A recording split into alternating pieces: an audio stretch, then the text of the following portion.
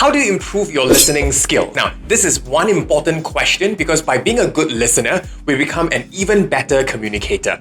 Effective communication is not just about the person speaking, but effective communication is also about practicing active listening skills. Now, if you're an active listener, it's easier to promote more conversation with an individual, with a small group, or even in front of a large crowd. How do you exactly become a better listener? Tip number one is do not interrupt. Now, this is really intuitive. As it suggests, do not interrupt. What does it mean? It means that when the person is speaking, what you want to do is listen intently, stay very, very focused, and try not to interrupt the other party by adding in your comments, by adding in your commentaries, so on and so forth. The moment you start interrupting, the moment you start passing judgment, the moment you start giving advice without fully listening to what the other person has to say, then you are missing out on perhaps some very important cues, some very important pointers that the other party has to communicate with you. So do not interrupt. Whenever you feel that urge, hey, this is at this point in time, I want to interject, I want to offer my advice, just hold it first, listen to the full story, give the other party space. And the moment you give the other party space, it's a beautiful feeling. I once had an activity where I was required to tell a story that I crafted for 2 whole minutes to another person, and the instruction was that the other person cannot ask questions, the other person cannot even say, could you repeat this part again, cannot pass any judgment, but just to listen. It's such a wonderful feeling to have yourself speak and totally uninterrupted. So that is what I would suggest. Do not interrupt. Listen not with the intent to reply, but listen with the intent to understand the other party. So that's tip number one. Tip number two is look out for non-verbal cues as well. As much as communication is about the words that they actually say or he or she says, it is important to also take note what exactly is not said, what exactly is silent there. Take a look at the body language cue, because as much as the person is communicating with words, that person is also communicating with his or her body as well. Take a look for cues, like for example, body language leakages.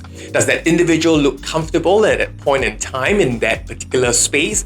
Whether or not that particular person saying certain thing, that person seems to be rather hesitant, which probably suggests that perhaps you can further ask questions later, that maybe that person is not yet so comfortable, you can lead with the right kind of questions. Now, number 3 is basically to focus and stay very, very mindful. Now, how do you practice mindful listening? To practice mindful listening, you first can do what we call a body scan exercise. Just close your eyes for about 1 to 2 minutes and just scan from head to toe.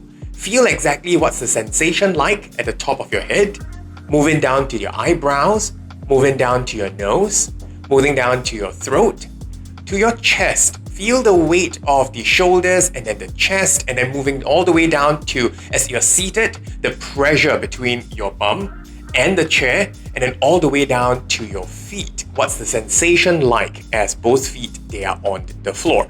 So it's really important for us to practice that. And once you feel yourself being able to do that, there are moments where your mind will drift and it starts wandering to another place.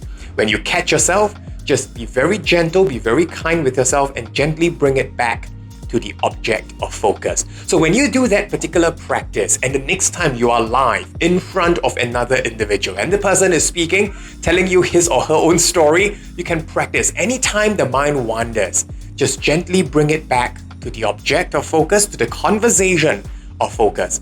Don't berate yourself. Don't feel like, my mind just wandered again. If only I can just make my mind stay. Sometimes our mind has a mind of its own. So it may tend to drift, it may tend to wander. So just gently bring it back to the object of focus. You don't have to feel too frustrated about it. And we say that this is a practice because that is going to happen several times. And each time you bring it back, each time you do the body scan from head to toe, you find that it's like training a muscle. When you go to the gym, it just becomes stronger and stronger. But this time round, it's not training the physical muscle. This time round, it's training the mental muscle. So that requires a lot of training and practice. There you have it, the 3 tips on how you can become a better active listener.